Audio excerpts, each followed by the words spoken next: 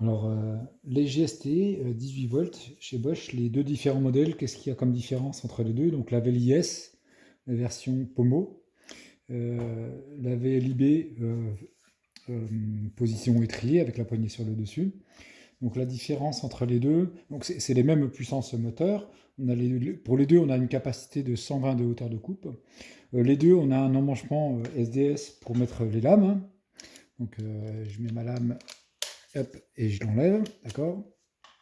Pour les deux, vous avez le choix de 4 mouvements pendulaires, 0 pour faire du métal, et après une amplitude qui sera différente en fonction de l'agressivité et de la vitesse que l'on veut dans le matériau.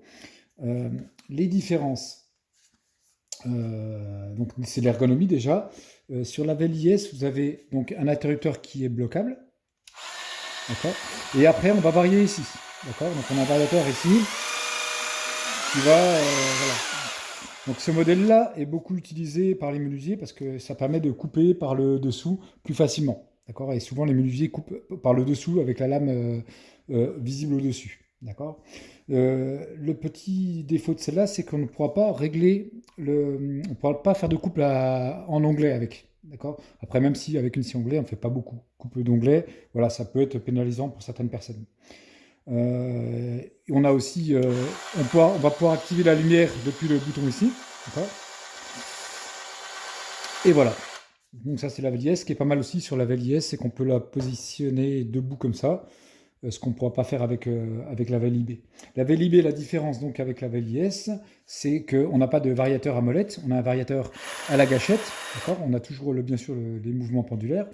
On peut quand même, moi je trouve, couper par le dessous, même si c'est un petit peu moins pratique de couper par le dessous qu'avec la VLIS, hein.